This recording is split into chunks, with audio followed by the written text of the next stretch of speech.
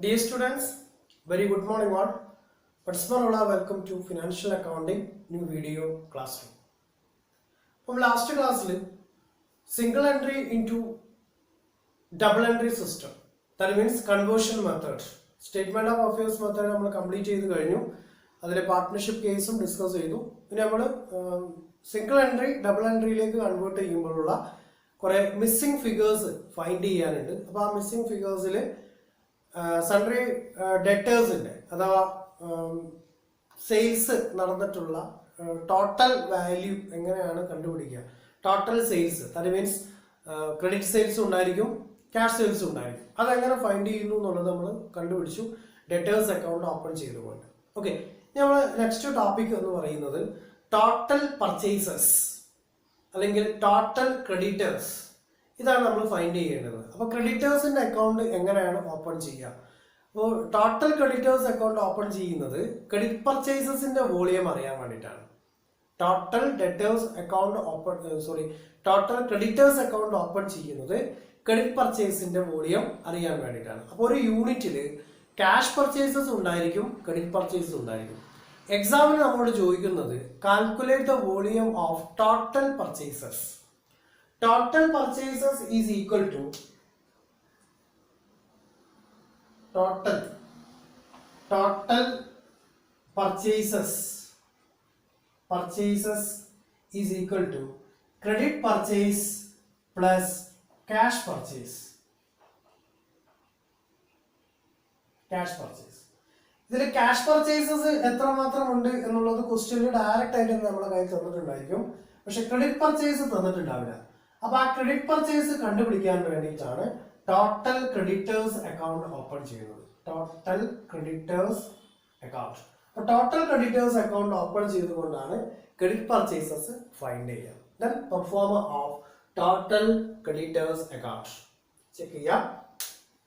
Start ചെയ്യേണ്ടത് by balance brought down, opening balance of creditors.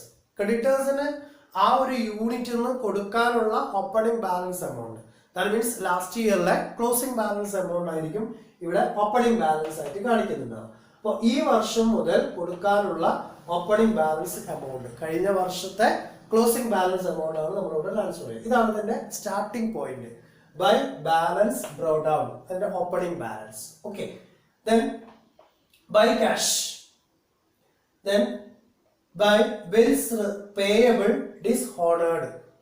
അപ്പോൾ bills payable disorder ആവാം. ഇനി അതിന്റെ ഡെബിറ്റ് സൈഡിലേക്ക് വന്നാൽ to cash or bank, to cash or bank, bills payable, that means bills accepted, discounts, allowances and rebates, transfer, that means returns outward. Purchase return എന്ന് പറഞ്ഞാൽ returns outward ആണ്. അപ്പോൾ നമ്മുടെ ഫോമിനെ സംബന്ധിച്ചിടത്തോളം ക്രെഡിറ്റേഴ്സിനെ എങ്ങനെ അത് എഫക്ട് ചെയ്യുന്നു എന്നുള്ളതാണ്. അപ്പോൾ ക്രെഡിറ്റേഴ്സിന് നമ്മൾ ഈ ഒരു വർഷം സ്റ്റാർട്ടിങ്ങിൽ ഇത്ര രൂപ കൊടുക്കാനുണ്ട് എന്നുള്ളതാണ് ഇവിടെ എൻ്റർ ചെയ്തിട്ടുള്ളത്. ബൈ ബാലൻസ് ബ്രോ ഡൗൺ, ഈ വർഷം കൊടുക്കാനുണ്ട്. അപ്പോൾ കഴിഞ്ഞ വർഷത്തെ ബാലൻസ് ആണ് നമ്മളിവിടെ ട്രാൻസ്ഫർ ചെയ്ത് വെച്ചത്. ഇനി അഡീഷണലി എന്ത് ചെയ്യാണ്, വാങ്ങിക്കുകയാണ്. അപ്പോൾ വാങ്ങിക്കുന്ന സമയം ക്യാഷ് ആയിട്ട് കൊടുക്കാനുള്ളത് ഇത്ര എമൗണ്ട്, ബിൽസ് ഡിസോണർ ആയതിൻ്റെ, അതായത് ബില്ല് ഡിസോർഡർ ആയതുകൊണ്ട് കൊടുക്കാനുള്ള എമൗണ്ട് എത്ര, ദെൻ ക്രെഡിറ്റ് പർച്ചേസസ്, ഈ വർഷം ക്രെഡിറ്റ് പർച്ചേസസ് നടത്തിയിട്ടുള്ളത്. ഇതിനകത്ത് നമ്മൾ കൊടുത്തിട്ടുള്ളതാണ് ഇവിടെ ഡെബിറ്റ് ചെയ്തിട്ടുള്ളത്. That means cash or bank, bills payable, that means bills accepted, discounts, ഏതെങ്കിലും തരത്തിലുള്ള ഡിസ്കൗണ്ട് ആ ക്രെഡിറ്റേഴ്സ് നമുക്ക് അനുവദിച്ചു തന്നു, അലവൻസസ് ആൻഡ് റിബേറ്റ്, അവർ നമുക്ക് റിബേറ്റ് തന്നു, അല്ലെങ്കിൽ സ്പെഷ്യൽ അലവൻസ്, ഇപ്പം ഏതെങ്കിലും ഒരു ഫെസ്റ്റിവൽ സീസൺ ഒക്കെ വരുന്ന സമയത്ത് സ്പെഷ്യൽ അലവൻസ് ഒക്കെ കൊടുക്കാറുണ്ട്. അപ്പോൾ അലവൻസസ്, ദെൻ ട്രാൻസ്ഫർ, റിട്ടേൺ, നമ്മൾ വാങ്ങിച്ച സാധനം നമ്മൾ എന്ത് ചെയ്യണം, റിട്ടേൺ അടിക്കുകയാണ്, ദെൻ ബാലൻസ് ക്യാരിഡ് ആവും. ഇനി ബാലൻസ് ഉള്ള എമൗണ്ട് ഇത്രയാണ്. ഇതാണ് ഇതിൻ്റെ പ്രൊസീജിയർ. ദാറ്റ് മീൻസ് ഒരു വർഷം സ്റ്റാർട്ട് ചെയ്യുമ്പോൾ ഉണ്ടായ ഓപ്പണിംഗ് ബാലൻസ് എമൗണ്ടും പിന്നീട് ആ വർഷങ്ങളിൽ വാങ്ങിക്കൂട്ടുന്ന പർച്ചേസസും. അങ്ങനെ പർച്ചേസസ് മുഖേന ഇവിടെ ക്യാഷ് ആയിട്ട് കൊടുക്കാനുണ്ട്, നമ്മൾ കൊടുത്ത ബില്ല് ഡിസോണർ ആയി, അതായത് ബില്ല് നിരാകരിച്ചു, അപ്പൊ അതിന്റെ എമൗണ്ട് കൊടുക്കാനുണ്ട്.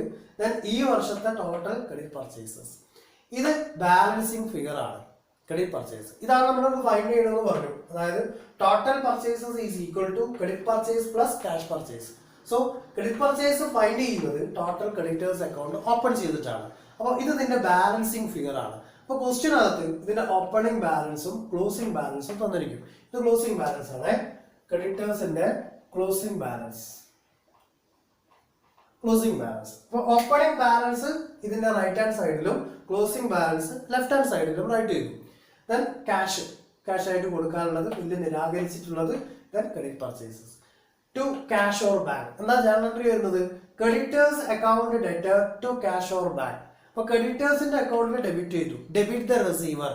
ഇവിടെ ആരാ റിസീവ് ചെയ്യുന്നത്? ക്രെഡിറ്റേഴ്സ് ആണ്, അഥവാ സപ്ലയേഴ്സ്. നമ്മൾ എന്ത് കൊടുത്തു? ക്യാഷ് ഓർ ബാങ്ക്, അതായത് ചെക്ക് കൊടുത്തു അല്ലെങ്കിൽ ക്യാഷ് ആയിട്ട് കൊടുത്തു. അപ്പൊ നമ്മുടെ കയ്യിൽ നിന്ന് ക്യാഷ് പോയി. സോ ക്യാഷ് ഓർ ബാങ്കിനെ ക്രെഡിറ്റ് ചെയ്തു. Then bills payable, that means bills accepted. നമ്മൾ എന്ത് ചെയ്താണ്? ഇവര് സമർപ്പിച്ചിട്ടുള്ള ബില്ല് പ്രകാരമുള്ള എമൗണ്ട് ബില്ല് ഇഷ്യൂ ചെയ്ത് കൊടുത്തു. അതായത് ബില്ല് കിഴിച്ചു കൊടുക്കുക എന്നാണ് പറഞ്ഞത്. Then discount. നമുക്കെന്താണ്? ബില്ല് ഡിസ്കൗണ്ട് അനുവദിച്ചു കൊടുത്തു. ഒരു 1000 rupees വാല്യൂ ഉള്ള ഒരു ബില്ല് അവർ പറയുന്നു 900 rupees തന്നാൽ മതി. അപ്പോൾ ഇവിടെ 100 rupees ഡിസ്കൗണ്ട് അനുവദിച്ച് കിട്ടി. അപ്പൊ ആ 100 rupees ഇവിടെ കാണിക്കുന്നു. ഡിസ്കൗണ്ട് ആയി കിട്ടിയിട്ടുള്ള 100 rupees ആണല്ലോ. ഈ 100 rupees ഇവിടെ കാണിക്കുന്നു. അപ്പൊ പിന്നെ എന്ത് ചെയ്യണ്ട?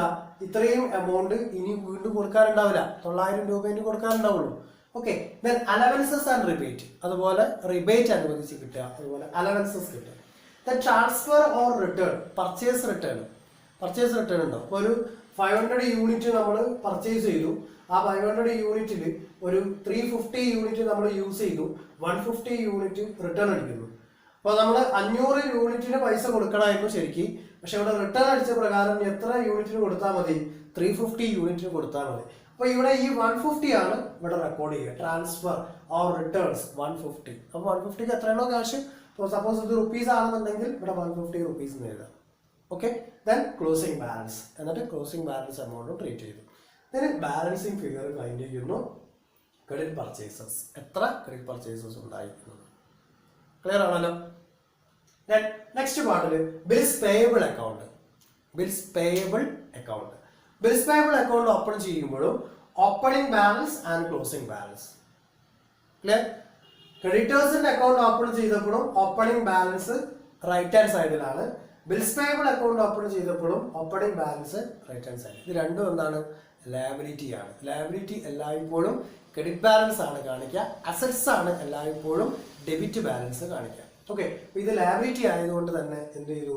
ഇതിന്റെ ഓപ്പണിംഗ് ബാലൻസ് റൈറ്റ് ഹാൻഡ് സൈഡിലും then closing balance left hand സൈഡിലുമാണ് റൈറ്റ് ചെയ്യുക. ഓക്കെ. അപ്പോൾ ഓപ്പണിംഗ് ബാലൻസും ക്ലോസിംഗ് ബാലൻസും നമ്മൾ എഴുതി. ഇത് ക്വസ്റ്റ്യൻ തന്നിരിക്കും. Then sundry creditors, that means bills payable issued. ഇവിടെ നമ്മൾ എന്ത് ചെയ്തു? ബിൽസ് പേയബിൾ ഇഷ്യൂ ചെയ്തു ക്രെഡിറ്റേഴ്സിന്. ഓക്കെ. ഈ ബിൽസ് പേയബിൾ ഇഷ്യൂ ചെയ്ത് ഇവരെന്ത് ചെയ്തു? Bills accepted. ഓക്കെ. അപ്പൊ എന്താ journal entry? Creditors account debtor to bills payable. Okay. Creditors account debtor കാണിച്ചതാ.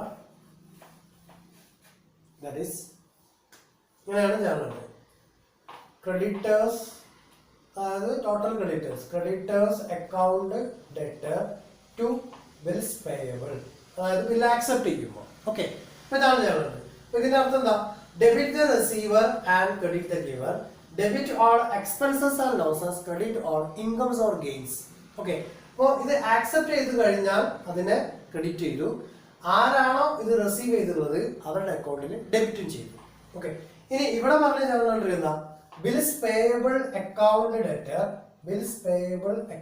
Debtor to sundry creditors. That means creditors account. Okay. ഇതിന്റെ reverse entry ആയി.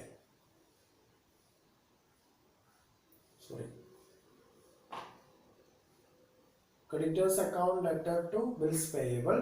ഇവിടെ bills payable account debtor to sundry creditors. Okay.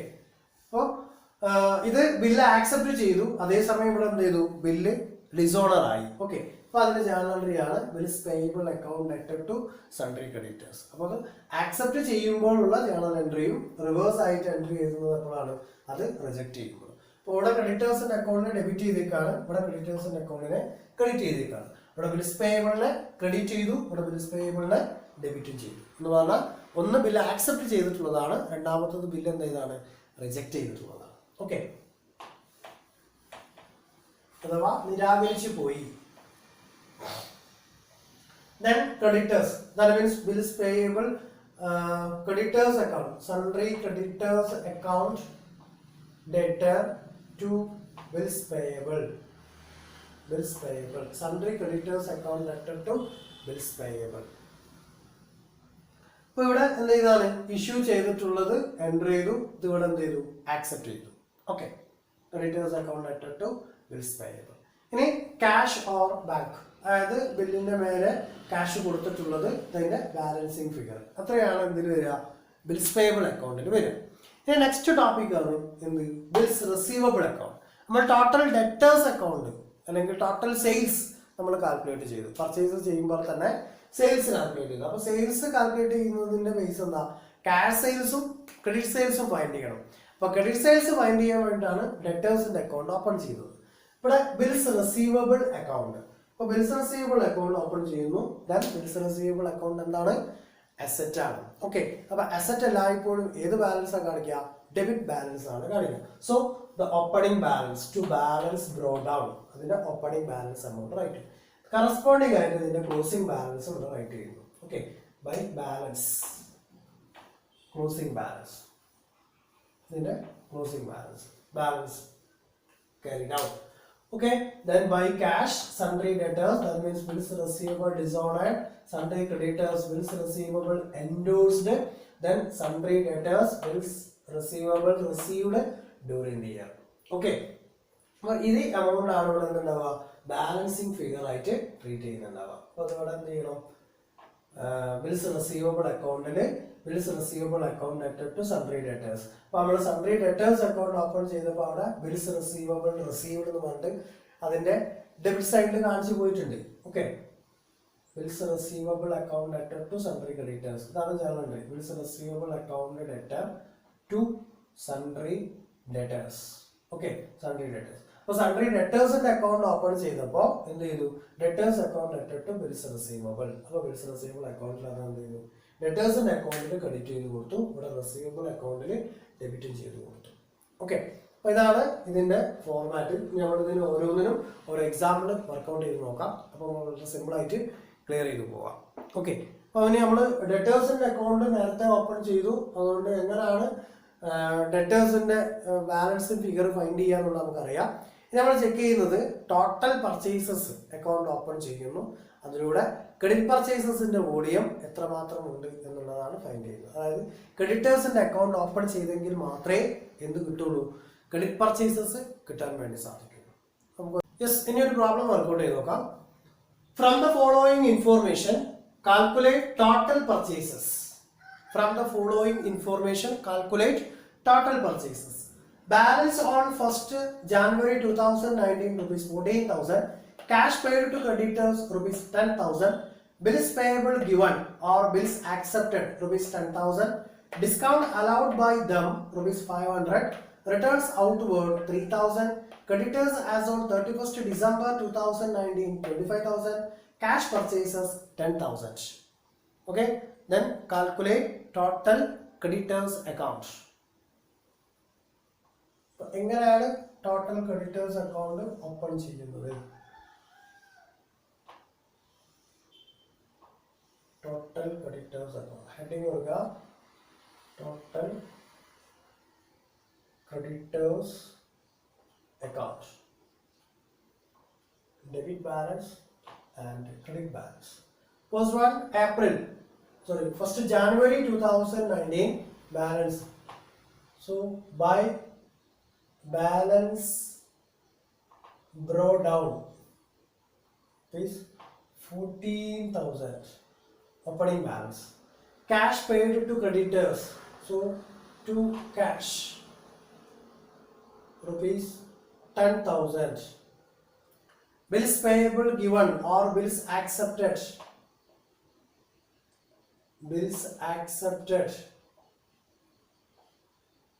rupees 10,000. Discount allowed, then discount allowed rupees 500. Returns outward, that means purchase returns. Purchase return rupees 3000. Creditors as on 31st December 2019, that means balance carry down rupees 25,000.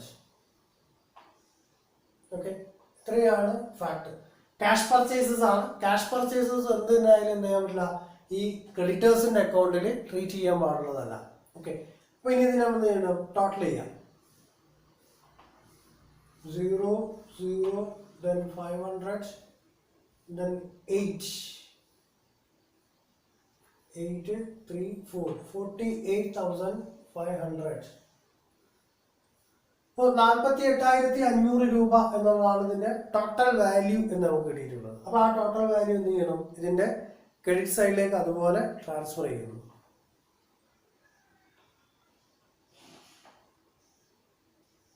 Okay, ഇതിന് balance ചെയ്യാം. അപ്പൊ എത്ര കിട്ടും?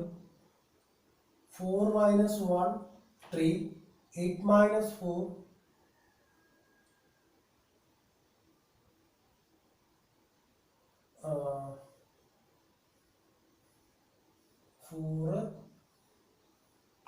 4 then 500.